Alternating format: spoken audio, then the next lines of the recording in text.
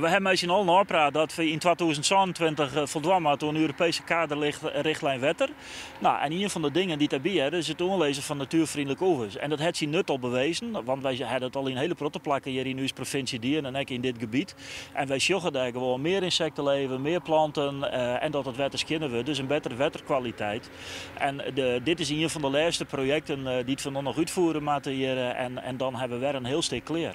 Het laatste stuk wordt nu langs de Koekhensterveert bij Noordburgum online. In totaal gaat het in dit zogenaamde KRW-project om 15,5 kilometer om natuurvriendelijke walkanten. In het kwaad komt een natuurvriendelijke walkant erop deel dat van een steile, verticale wal een flauwe, horizontale wal maken wordt. Ronald Heijten van uitvierend bedrijf Van der Meer leidt het uit.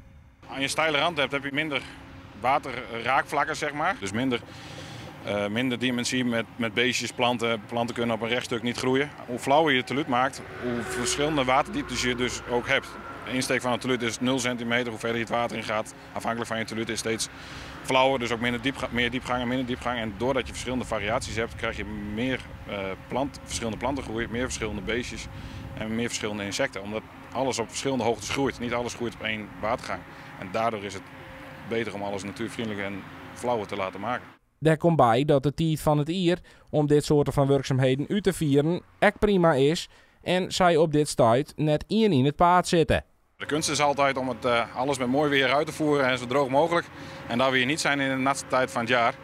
Ja, dus op dit moment zijn we in een goede situatie. De omstandigheden laten dit toe. De natuur laat dit toe. We hebben hier niet te maken op dit moment met de spelregels van de natuur. De broedseizoen is voorbij. Eigenlijk de planning is het moeilijkst, maar wel altijd de uitdaging. In tien van droogte, zoals deze simmer, kan een verskaat om wetterbergings- en natuurvriendelijke walkanten echt mij helpen om verdroeging te gaan. Het is een van de dingen die is dwangkast. Je wil dus ook een extra berging realiseert. Dus we kunnen hier ook beter wetter vasthouden. Dus we hoeven net meer voortdurend voor te pompen. Nou ja, en hoe langer als het wetter vasthoudt, hoe beter het is om de droogte te gaan.